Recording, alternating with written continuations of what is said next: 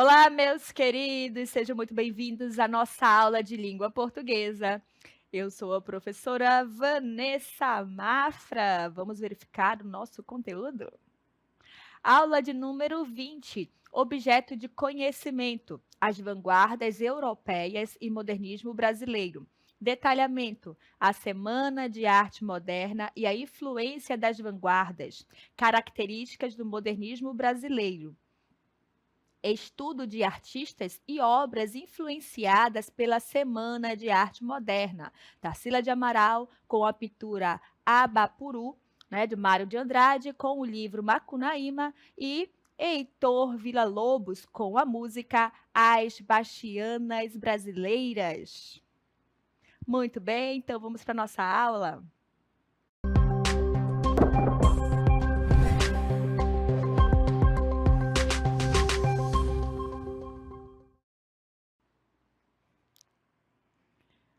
Vamos falar sobre modernismo brasileiro. E para isso, vamos contextualizar o que estava acontecendo aqui no Brasil, né? Então, no nosso contexto histórico, eu trago o quê? Que no início do século XX, trouxe inúmeras mudanças ao modo de viver europeu.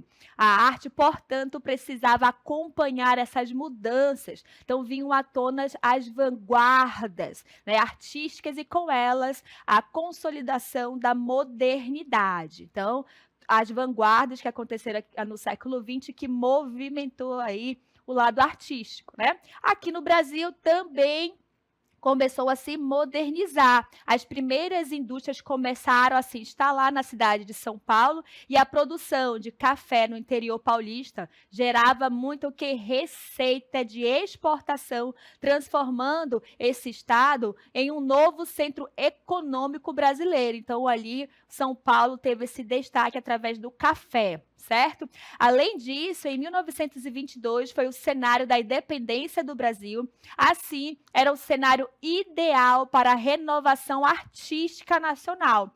O nosso país, que se transformava e se modernizava, precisava de um novo olhar artístico, sociocultural e filosófico que pudesse, ali nessa arte nacional, dar um lado mais original e atualizada, trazendo um pensamento a respeito da nossa realidade e da variedade cultural, características bem aqui do nosso território brasileiro. Então, uma pegada mais Brasil, E aí esse movimento foi influenciado pelas escolas de arte da Europa e pela renovação geral no panorama da arte ocidental, tá bom? Então teve aí esses artistas intelectuais brasileiros que se uniram, seus esforços, para apresentar suas produções para o grande público. Então, lá em São Paulo, a capital paulista, foi o palco dos eventos da Semana de Arte Moderna, que constou como patrocínio, contou ali como patrocínio de diversos membros da indústria que ali se consolidavam, tá bom? Então, a Semana da Arte Moderna, ela teve esse patrocínio industrial. Tá? Essa semana que se destacou tanto, a Semana da Arte Moderna, a Semana de Arte Moderna, ela representa a nova visão de arte e trouxe uma proposta mais brasileira dentro do contexto da época. Por isso eu estou dizendo que, quando a gente fala do contexto, a gente tem que entender o que está acontecendo, para a gente ver o que está sendo representado ali na literatura, Porém, nem todo mundo gostou dessa proposta, apresentada na semana de 22, a qual foi o alvo de muitas críticas e polêmicas. No jornal saiu assim, falando muito mal, tá? E aí, como foi uma semana, entre os dias 13 e 17 de fevereiro, lá no Teatro Municipal de São Paulo, permaneceu aberto para a visitação. E aí, lá no saguão, instalou-se o quê? Uma exposição de pintura e esculturas, as obras de alguns autores artistas como Anita Malfatti, de Cavalcante, entre outros, estavam expostos ali para o público brasileiro, nada acostumado às novas formas de representação propostas ali por esses artistas modernistas, tá bom? Aí a semana teve apresentações também musicais, sarais, né, de literatura e declamações de poemas. Então, vejo que deu toda uma inovação. Então, esse evento na Semana da Arte Moderna chocou parte da sociedade ao trazer uma nova visão sobre os processos artísticos. Então, essa semana ela representa uma ruptura com o passado, uma renovação com a linguagem, busca de expressão e da liberdade de expressão, tá bom? E aqui no século XX, onde está falando, que é onde aconteceu essa ruptura, né? Teve ali o seu valor histórico também reconhecido e foi considerado o marco inicial do movimento modernista aqui no Brasil. Essas ideias foram surgindo nessa semana e se desdobraram em movimentos diversos que levaram o legado adiante. Então, preste atenção que a Semana da Arte Moderna que deu essa introdução da inovação do modernismo aqui no Brasil, tá? E meu povo, foram o quê? 3 dias de muito intensas, né? E escandalosas apresentações que deixaram a sociedade paulistana chocada, de cabelos em pé. Como eu disse para vocês, foi marcado com muita crítica, saiu nos jornais, alguns artistas que estavam no meio começaram a ficar meio intimidados, né? Mas eles não se calaram, foram lá e fizeram esses 3 dias de intensas e calorosas, né, escândalos e apresentações. E quem idealizou essa Semana da Arte Moderna aqui no Brasil foram as pintoras Anita Malfatti, a Tarsila de Amaral e os escritores, né? Demotte, o Oswald de Andrade e Mário de Andrade também, tá? O Oswald e Mário de Andrade. Ambos tinham o mesmo nome, porém eles não são parentes, tá bom, gente? Não são. Então, eles são conhecidos ali, bem conhecidos como o Grupo dos Cinco. Então, vejam aí que ele tem essa pegada, certo? Muito bem.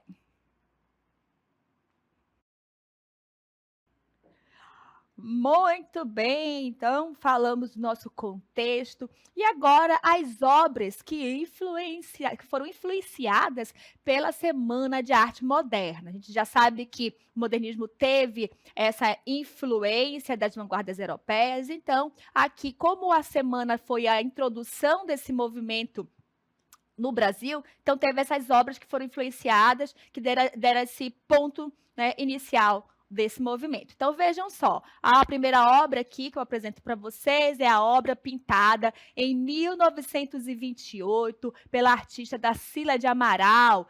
Essa obra é intitulada como Abaporu, né? É um famoso quadro pintado por essa artista, faz parte do movimento modernista, tá bom? E representa um homem com uma proporção incomum. As proporções, vejo que é bem, né, incomum, inspirada no manifesto, tá? Do antropofágico de Oswald de Andrade, marido da artista na época. Então, veja que Oswald de Andrade era casado com Tarsila de Amaral. Então, 2, né, artistas, uma escritora, uma pintora e o outro escritor, que faziam parte ali de estar introduzindo o movimento modernista aqui no Brasil. A origem do nome, certo, dessa obra, Abapuru, é um termo tupi-guarani, que significa o homem que come carne humana, ou o homem, né, antropófago, tá? Então, veja que tem um significado aí, não é simplesmente uma obra que tem tamanhos desproporcionais, não, certo? Muito bem, então a gente falou de uma obra, uma pintura. Vamos falar então agora da escrita, né? Da literatura. Vejam só agora, o livro que eu trago para vocês é Macunaíma, né? Essa obra, ela foi escrita por Mário de Andrade, ela reúne mitos, lendas, tá? Elementos populares brasileiros, tá bom? Apresentando o país de forma criativa, celebrando suas diversidades e, ao mesmo tempo, apontando suas contradições. Além disso, essa linguagem, ela é coloquial e lírica, então veja a riqueza que traz essa obra, tá bom? Esse livro pertence aqui à primeira fase do modernismo, tá bom? A gente vai falar aqui que esse movimento ele teve 3 fases, né? A primeira iniciou com essa da Semana da Arte Moderna, começou esse movimento, então vamos dar esse ponto de partida. Então, como eu falei para vocês, ela tem 3 partes. Vou apresentar para vocês, então, a primeira fase. Macunaíma nasce em uma comunidade indígena amazônica e desde cedo mostra um jeito travesso, esperto e muito preguiçoso. Após a morte da mãe, ele e os irmãos deixam a aldeia. Durante a jornada, conhece Si, personagem ligada à natureza, com quem vive um relacionamento que resulta no nascimento de um filho. A criança morre. Si transforma-se em estrela e deixa ao herói um amuleto chamado Muiraquitã. Macunaíma perde esse objeto após enfrentar a cobra Capei e descobre que ele foi parar na cidade de São Paulo, nas mãos de um inimigo poderoso. Ele viaja até lá para recuperá-lo e, ao longo do caminho, vive situações fantásticas que envolvem seres míticos, transformações e encontros com diferentes culturas brasileiras. Depois de muitas tentativas, consegue recuperar o amuleto, mas chega ao fim da vida enfraquecido pela doença. Sem forças para continuar suas aventuras, acaba subindo aos céus e tornando-se uma constelação.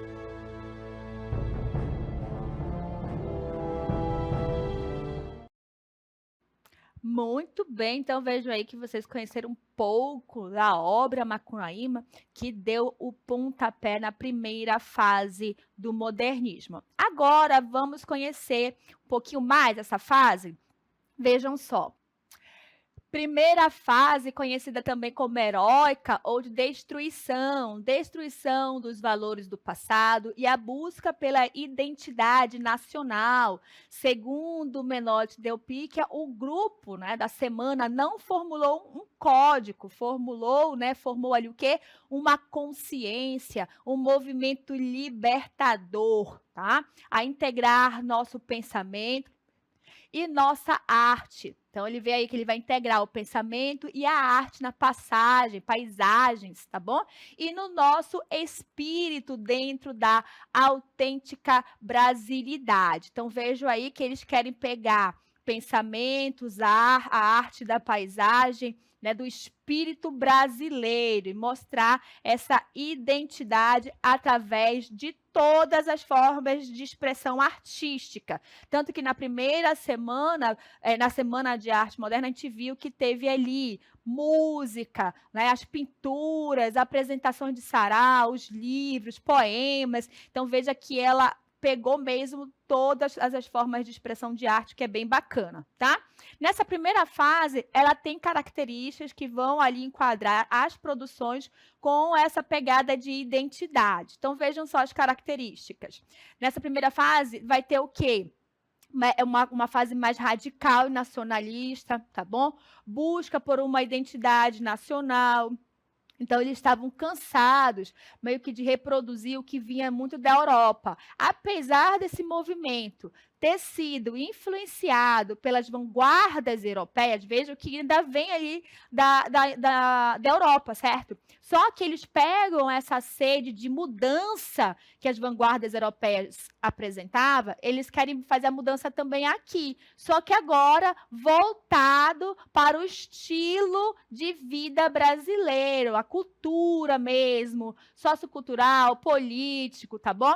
Então, vai procurar construir isso. Percebam que aqui eles falam assim, olha, a busca por identidade nacional. Essa busca vem acontecendo desde lá do romantismo. O romantismo também tinha essa pegada, né, de procurar trazer a identidade do Brasil. Então, percebo que essa identidade está sendo construída por muito tempo. Então, é como se a gente estivesse ainda perdido e está ali, ó, tentando até mesmo entrar no rumo e dizer, bem, agora nós temos uma literatura, agora nós temos uma expressão artística 100% brasileira.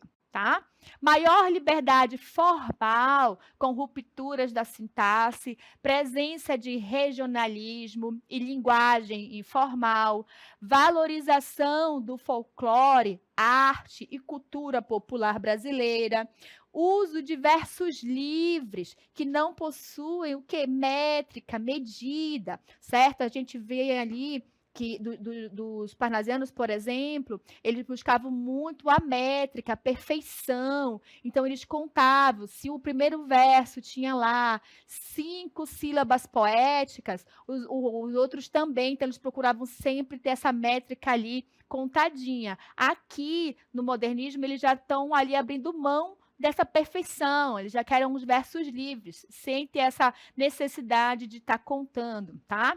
Uso de versos brancos com ausência de rima. Então, vejo que não vai ter as sílabas poéticas, né? A métrica não vai ter rima, não tem essa obrigatoriedade de ter rima, porque eles querem o quê? Liberdade de expressão, eles querem ali falar de forma mais leve. Utilização do sarcasmo e da ironia, tá bom? Então, vai ter essa pegada aí dentro das produções literárias do modernismo, primeira fase, tá bom? Vamos falar agora, então, apresentar só os escritores que destacaram nessa primeira fase. Quem se destacou? Vejam só. Se destacou Mário de Andrade, Oswald de Andrade e Manuel Bandeira, tá bom? 3 escritores que fizeram toda a diferença nessa primeira fase. A segunda fase, vamos lá verificar a segunda fase do modernismo, ela tem ali uma pegada de consolidação, também pode ser chamada de geração de 30. Então, presta atenção, pode vir assim, a segunda fase do modernismo, ou então a fase de consolidação do modernismo, ou a geração de 30. Então, vocês têm que ter noção que pode vir esses nomes para falar da segunda fase do modernismo, tá bom? Essa segunda fase traz uma reflexão sobre o sentido de estar no mundo, tá? E renovação da linguagem, vai ter um foco no sociopolítico. Então, veja que agora é mais reflexiva, já não vai trazer ali tanto a questão da destruição, agora vai ter uma coisa mais reflexiva, tá bom? Vamos verificar aqui as características que essa segunda fase apresenta. Vejam só. Ela vai trazer a consolidação do modernismo, vai estar mais firme, certo? Vasta produção literária, tanto em poesia quanto em prosa, tá? E aí nós vamos ter muita produção de poesia, que é chamada de poesia de 30, e o romance de 30. Então, por isso vocês aqui, nossa, tem muita coisa para falar só nessa questão da literatura aqui, da produção literária, tá? Valorização do regionalismo em uma linguagem popular, continua ali na pegada, né, da primeira fase. Utilização de versos livres, sem métrica, brancos e sem rimas, que também continua, porque essa é a pegada central do modernismo. Crítica à realidade social brasileira, valorização da diversidade cultural do país, temática cotidiana, social, histórica e religiosa. Então, vejo que agora vai ter essa pegada aí na escrita, cotidiano, sociedade, histórica, lado religioso, que a gente sabe que o nosso país tem bastante, tá? E agora, quem são os escritores que se destacaram nessa segunda fase? Vejam só. Carlos Drummond de Andrade, Murilo Mendes, Jorge de Lima, Cecília Meirelles e Vinícius de Moraes. Então, vejo que nós temos tanto escritores da prosa quanto da poesia. Por quê? A gente acabou de verificar que a segunda fase teve muita produção de romance de 30 e poesia de 30, certo? Agora, para apresentar aqui um pequeno texto, uma produção, para vocês verem a pegada da segunda fase, presta atenção. Cota zero. Stop. A vida parou ou foi o automóvel? Carlos Drummond de Andrade. Então, veja, olha só, bem curtinho, 2 versos, né? Vejo que tem uma linguagem, o quê? Simples. Não tem métrica, porque percebam que no primeiro verso só tem uma palavra, no segundo verso nós temos mais, então não vai ter a pegada da métrica. Né? Percebo também que ele fala o quê? Stop. Stop. E aí mostra ali a sensação do quê? Da placa de trânsito, que indica pare. Né? Pare, stop em inglês. Em português é o quê? pare. Então, mostra ali a questão sobre a revolução industrial. A vida parou ou foi o automóvel? Veja aí essa pegada da revolução industrial, que começou aqui a se instalar, não foi isso que a gente viu no contexto histórico? Se instalar aqui no Brasil, começou ali a questão do café, trouxe um poder econômico maior, surgiu o que é a burguesia, tanto que nessa segunda fase fala muito sobre o cotidiano, então pegava ali a questão da burguesia, dos burgueses, tá bom? Na terceira fase, agora, nós vamos falar da terceira fase, que ela é conhecida também como geração de 45, vejam só. Então, essa terceira fase, conhecida também como geração de 45, vai trazer o quê? Equilíbrio e objetividade. Vai continuar ali também como uma pegada sociopolítica, tá? Sociopolítico. Quais são as características agora da produção da terceira fase? Uma linguagem mais objetiva e equilibrada, tá bom? Vai ter influência do parnasianismo e simbolismo. Opa! Se vai ter uma influência do parnasianismo, significa que agora essa produção não vai mais deixar simplesmente não ter métrica, não ter rima, né? Vai ter ali versos livres, brancos. Essa produção aqui já vai ter uma pegada, assim, de rima, vai ter o versos que vai estar ali todo bem contado as sílabas poéticas, vai ter rima, vai ter palavras mais intelectuais, tá bom? Olha só, vai ter uma oposição à liberdade formal, forte preocupação com a estética e perfeição, que isso aqui é uma característica do parnasianismo, tá bom? Valorização da métrica e da rima, que também é uma pegada do parnasianismo, e temática social e humana. Então, percebam aí que a terceira geração já destoou um pouco da primeira e da segunda. Vamos verificar agora quais foram os escritores que se destacaram. Vejam só.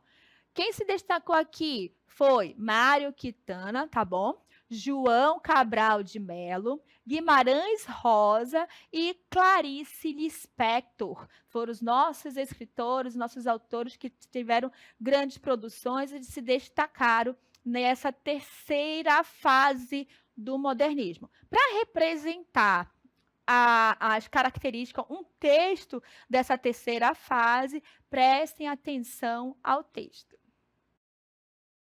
O meu nome é Severino, não tenho outro de pia. Como há muitos Severinos, que é santo de Romaria, deram então de me chamar Severino de Maria. Como há muitos Severinos, com mães chamadas Maria, fiquei sendo da Maria do finado Zacarias. Somos muitos Severinos, iguais em tudo na vida, na mesma cabeça grande, que a custo é que se equilibra, no mesmo ventre crescido, sobre as mesmas pernas finas, e iguais também porque o sangue que usamos tem pouca tinta. Professora, só atenção ao tempo de aula, tá bom? Essa é a última cartela, por ver. Sim, senhor. Voltando.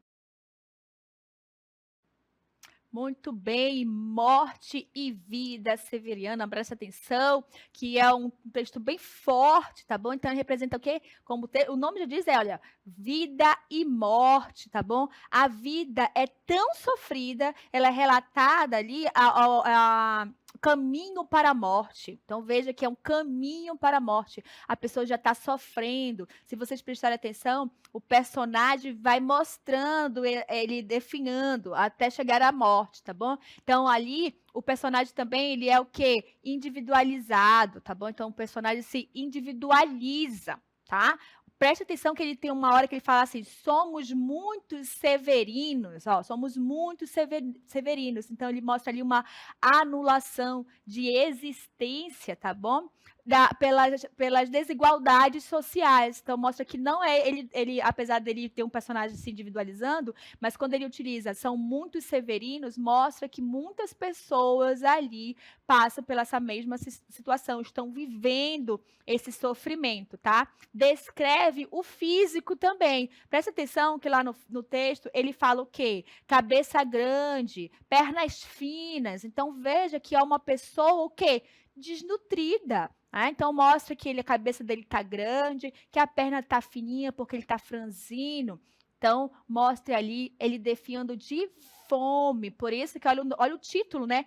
Vida e morte. Outra coisa que a gente consegue identificar é quando ele fala assim: o sangue que usamos tem pouca tinta. O que será que ele quer dizer com isso? Quando ele diz que o sangue que usamos tem pouca tinta? Significa que o quê? Será que ele já está com pouco sangue, ele está perdendo sangue? Quando a gente não tem, o sangue não está bom, a gente pode desenvolver o quê? Doenças, não é? Doenças do sangue, como, por exemplo, a anemia. Então, quando ele fala que o sangue que ele usa já tem pouca tinta, significa que ele está falando ali que já tem anemia. E a gente sabe que se a anemia não for bem cuidada, ela pode levar, sim, à morte. Então, veja o quadro dele.